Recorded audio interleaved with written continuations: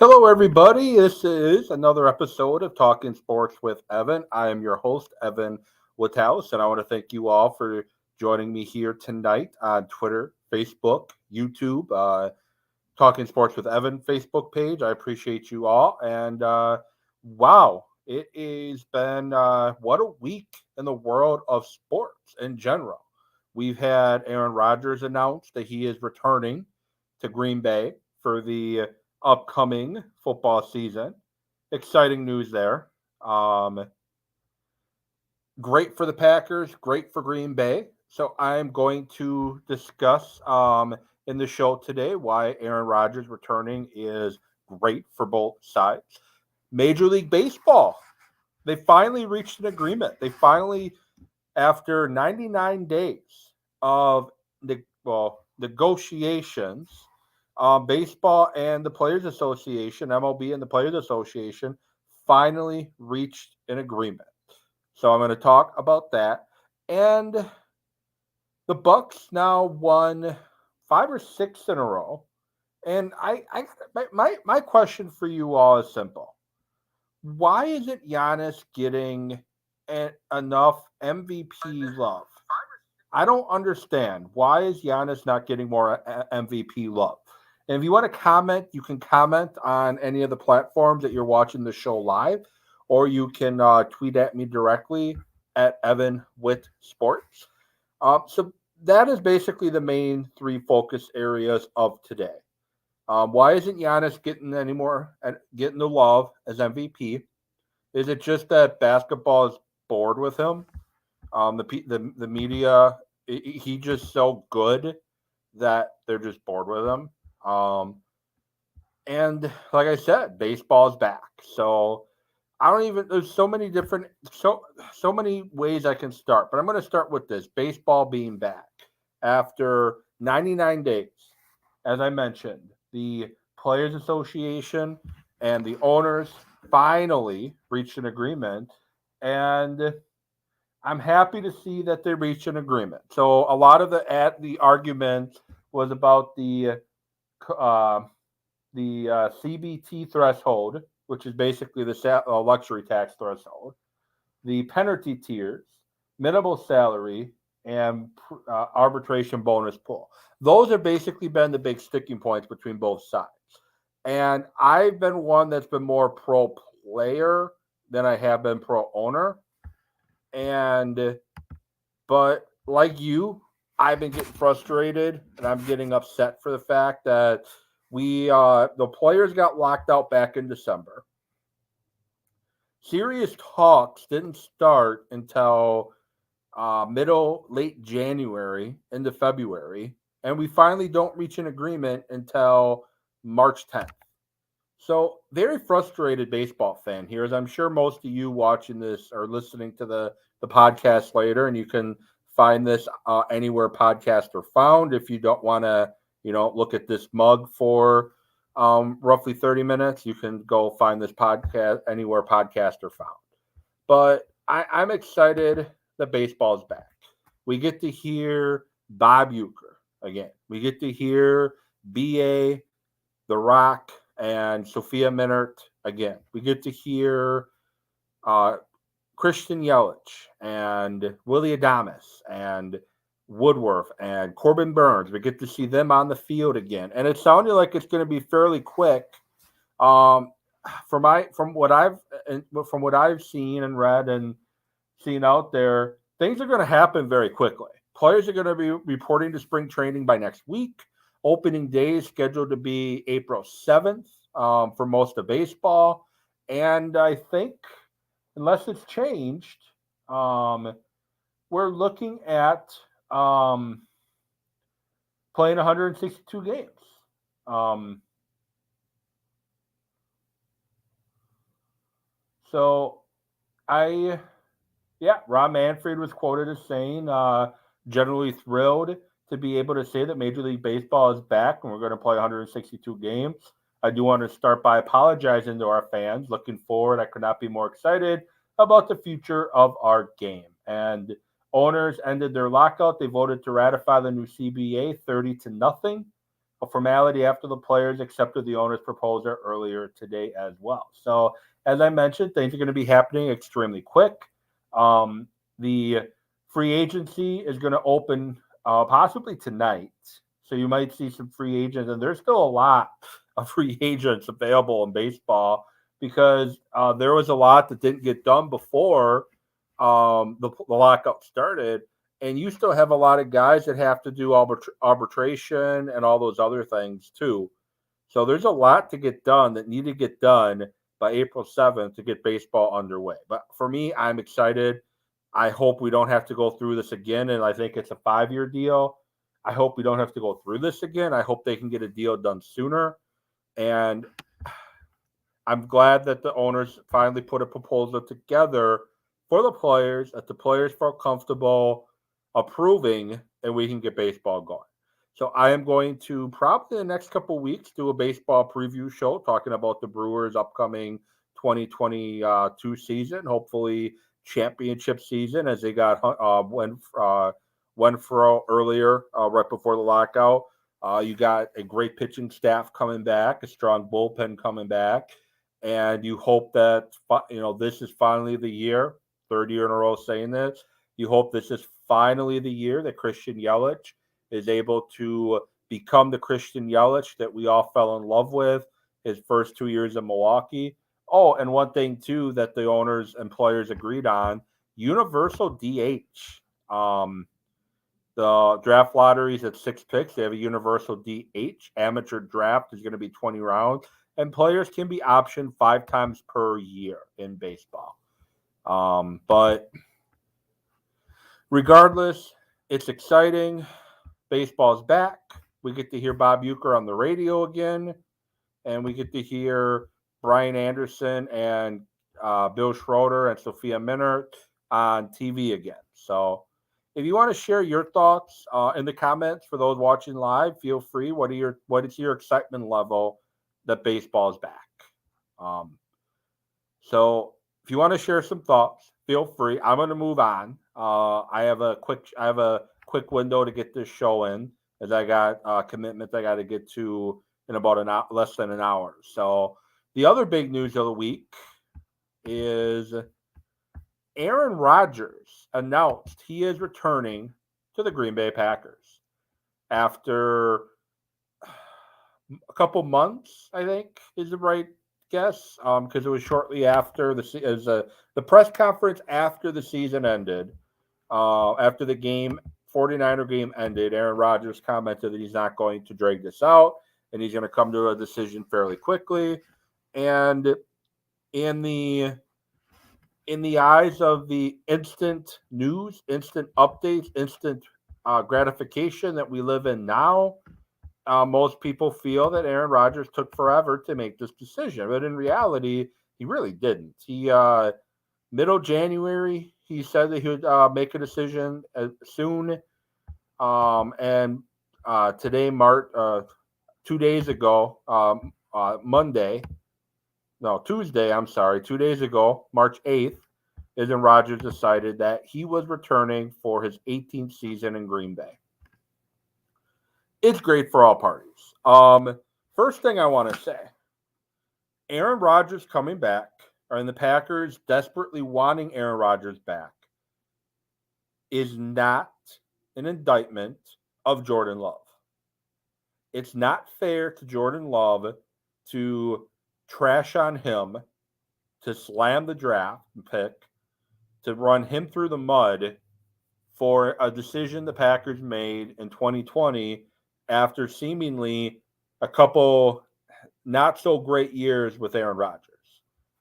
Arron Rodgers looked like, in reality, he looked like he was starting to slide after the 2019 season.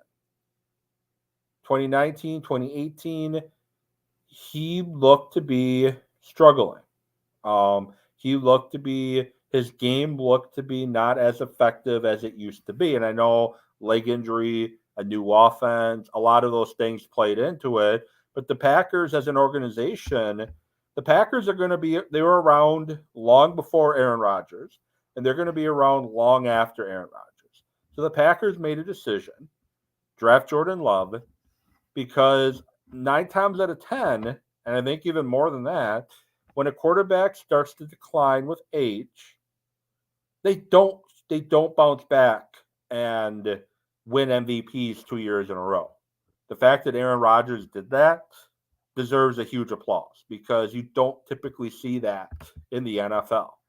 And obviously, it wasn't age with Aaron Rodgers. It was something else. There was something else that was affecting the way Aaron Rodgers was playing. And obviously, it was his injuries and it was his new offense because Aaron Rodgers has gone back to back MVPs. And the Packers desperately wanting Rodgers back is no indictment of how they feel about Jordan Love. Rodgers won back-to-back MVPs. They want Aaron Rodgers back. They wanted Aaron Rodgers back because he just won back-to-back MVPs. You don't give up a guy who just won to back-to-back MVPs. Your job as the front office is to put the team in its best position to win the Super Bowl. That is Brian Gutekunst's job. That is Mark Murphy's job. That is Matt LaFleur's job. Their job is to put the Packers in best position to win the Super Bowl. And with Aaron Rodgers coming back for an 18th season, that is their best chance to win the Super Bowl. That's just the way it is. And I don't mean any disrespect to Jordan Love. I like Jordan Love. I hope he can become a good quarterback down the road as he continues to develop and sit and learn and watch. But I don't use it as an indictment of Jordan Love. I just don't. And the other thing too, I've seen people say, well, now you can cut Jordan Love. Now you can trade Jordan Love. I don't. That's ridiculous too, because unless a team blows your socks off with an offer, unless a team completely blows your socks away with an offer that they're giving you for Jordan Love, you don't trade him. You're paying him pretty much next to nothing. Yeah, you got a jump. You got a fifth-year option jump if you decide to execute his fifth-year option. But the next 2 years, year 3, year 4, you're literally paying Jordan Love nothing. He's been in your system for 2 years. He knows the offense. And he's a guy that could probably, in a pinch, play some games if Aaron Rodgers becomes not available again. You don't give up on Jordan Love yet. And like I said, unless the team blows your socks off with whatever they're going to offer you, you don't move on from Jordan Love. So that's a dumb conversation as well. And Tuesday, when it was announced that Rodgers announced, Pat McAfee announced that he was coming back to Green Bay, some numbers got thrown out too. A 4-year deal worth $200 million, $150 million or $153 million, whatever it was, guaranteed. And immediately people are flipping out about the money. People are flipping out about the contract. What about the salary cap? What about the salary cap? What about how you're going to afford this person? How are you going to afford that person? What about salary caps? But in reality, at the end of the day, who cares? Don't look at the dollar amount. Don't look at the $200 million. Don't look at the $153 million guaranteed. And those numbers have been debunked for now from Rodgers and Pat McAfee, saying that that's not the agreement, that's not the deal. And McAfee saying it's going to be a team-friendly deal. Don't look at that. Look at the cap hit per year. The cap hit this year is probably cut in half. I think that's the best the Packers could do for this year. And in reality, it's probably a 2-year deal. There's probably, I've heard people talk and speculate how it's probably a year-to-year thing, that he can be done next year. We can go through this all over again next year. But I honestly think it's a legit 2-year deal. It's going to be 4 years. It's going to be 4 years in length, but it's technically he's going to be probably assured in Green Bay for the next 2 years. And the Packers and Aaron Rodgers can both get out of it after 2 years with bigger cap hits in years 3 and 4. The dead money is probably going to be pretty high, but the salary cap should be jumping too. This should give the Packers flexibility to bring bring guys back, bring people in. I don't care about the salary cap. And for those that are obsessed with the salary cap, those that have made it their thing, overanalyzing and whatnot, the NFL salary cap after every season, every offseason, whatever, for those that just keep overdoing it, just relax. Like, if that's what you want to do, fine. But understand that there's so many different ways to move money around to lower cap hits from one year to the other.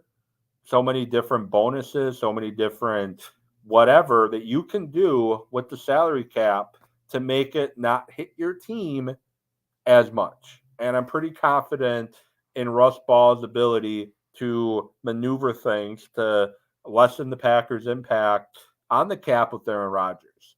And I'm sure we're probably going to see something worked out with Devontae Adams as well. So the Packers still have some work to do. We don't know what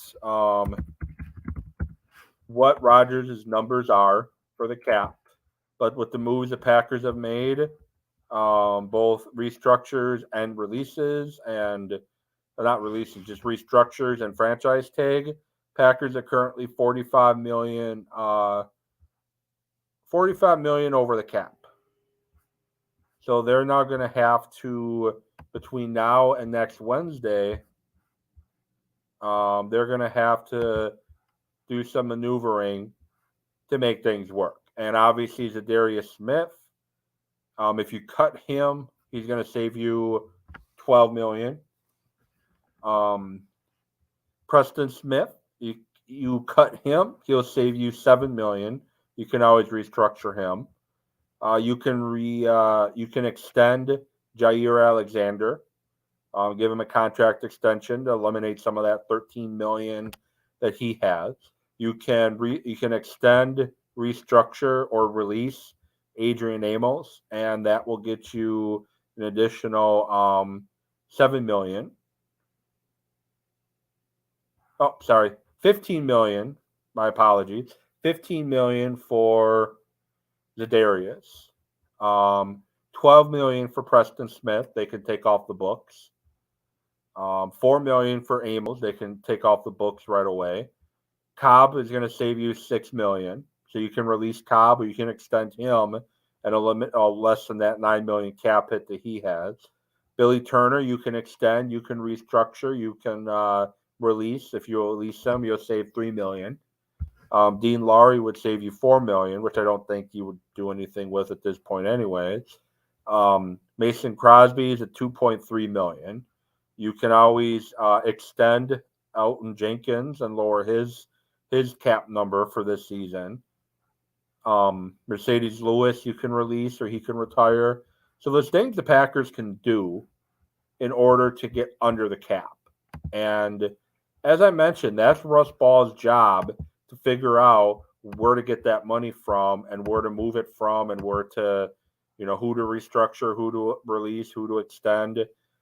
And I'm sure by the end of the weekend, some of the names I mentioned, I'm sure the Rodgers deal will be publicly announced by the end of the weekend, which, they can get his number. They can $46 million cap hit. They can probably cut in half. Zadarius, Preston, Amos, Alexander, Turner, all guys that there's probably going to be something done with between now and the end of the weekend. So again, my thing is just let Russ Ball cook. That's basically my thing. And I honestly always figured and always thought that Arron Rodgers would return to Green Bay. We saw Russell Wilson get traded to Denver fairly quickly after the Rodgers announcement came out. The fact that they hired Tom Clements to be the quarterback's coach, the fact that Rodgers and the front office have been repeatedly saying the same narrative over and over again, I figured it would happen. And Arron Rodgers, as quarterback of the Green Bay Packers. The Packers are basically guaranteed to win the division. No disrespect, Bears, who just traded Khalil Mack today for a couple draft picks. No disrespect, Minnesota, who is stuck with Kirk Cousins. Good luck finding a trade partner. No disrespect to Detroit, who still has Jordan Goff as their starting quarterback. Arron Rodgers in Green Bay, assuming he's healthy, assuming he stays healthy, gives the Packers a pretty much automatic division win. San Francisco is likely starting Trey Lance, a first-time starter. The Rams have some tough decisions to make with bringing people back. Are they going to be able to bring everybody back? I don't know. I don't think so. The Buccaneers are taking a step back, losing Tom Brady. The Cowboys, as I've said over and over again, their coach is a lame duck. You have Sean Payton potentially available next year. Jerry Jones wants Sean Payton in Dallas. He regrets letting Sean Payton walk out that door to take the job in New Orleans years ago. He'll do anything to get Sean Payton back. So the Cowboys, bearing a Super Bowl victory, Mike McCarthy's job is going to be done after this year. And the Cardinals are a mess. The Eagles are not that good. And Washington now has Carson Wentz as their quarterback. So the NFC is Green Bay's for the taking with Arron Rodgers at quarterback. Why would Rodgers push a trade to go out west to Denver or Las Vegas when you're going to be competing against Patrick Mahomes, Joe Burrow, Josh Allen, Justin Herbert, Lamar Jackson, just to name a few guys, to compete for a playoff spot, let alone a chance for the Super Bowl. So Rodgers made the right move. The Packers made the right move. Rodgers coming back is great for all parties involved. And finally, fun fact here, Giannis Antetokounmpo is now top 25 in scoring among active players. Giannis is likely going to break the Bucks' all-time scoring record this season. Very highly likely. He just scored in 2 games 82 points. Why is Giannis not getting talked about more as MVP? My buddy Scott, he trying to find it. He posted something that I definitely agree with, and he's completely right on. He's 100% right. It's a great take.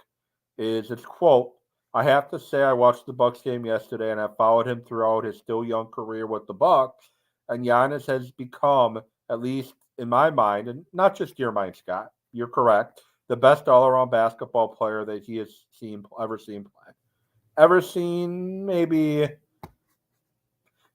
prisoner of the moment situation, but either way, he's one of the top all-around basketball players that I've ever seen play.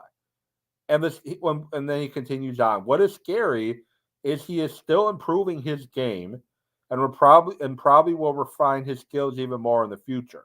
He has no limits. He is simply amazing. Giannis is simply an amazing player. He is developing his game every year. He's developing a jumper. He's becoming a better three-point shooter. He is a better passer. He's Defensive Player of the Year 2 times and likely contender for it again this year. But you never hear his name mentioned in MVP. Embiid, you hear all the time. The center out in Denver, Jokic, you hear his name all the time. But nobody's talking about Giannis anymore as an MVP. And I got to wonder, is it just voter fatigue? He put up a 50 spot in a clinching game in the NBA Finals. He's scored 50 this year. He scored 40 numerous times.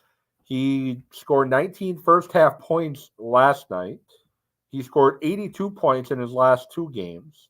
He's averaging damn near 30 points a game. He's doing things that nobody in the game of basketball has ever really done before. And he's only getting better. He's a top 75 player in the league, in the NBA, all 75 teams. So the NBA celebrated its 75th year in existence this year. And he was a member of the all 75 team. So he's one of the 75 greatest players in NBA history. And he's just 27 years old. And he's only getting better. His 3-point shooting is getting better. His jump shots, his fadeaway, his hook shots, it's all getting better. And Giannis is putting together a season in the NBA this year that he should be a top 2 choice for the MVP. But it's all Joel Embiid, it's all John Morant, it's all Jokic.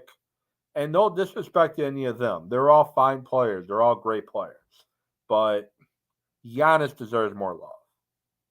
Giannis deserves more love, more attention, and maybe it's because he decided to stay in Milwaukee when there was speculation of where's Giannis going to go. It was fun to talk about him and whatnot, but now that he stayed in Milwaukee, he signed his supermax in Milwaukee. I guess maybe it's not so much fun to talk about him, which I find ridiculous. So, with that said, podcast for this show will be posted probably tomorrow morning, anywhere podcasts are found. Otherwise, you can watch the video here on Facebook, on Twitter, on YouTube, Talking Sports with Evan, my personal Facebook account. Comment, let me know your thoughts. And if you have any questions, if you have any points you want to get off your chest, you can always email me, talkingsportswithevan@gmail.com, or you can find me on Twitter, Evan with Sports, or you can follow the Facebook page, Talking Sports with Evan. I will get back at you next week. Another show, talk some more baseball. Also going to talk some NFL draft and NFL combine, which I was going to get to today, but just not enough time. But with that said, hope you all have a great rest of your night. Have a safe and wonderful weekend, and I will talk to you all later.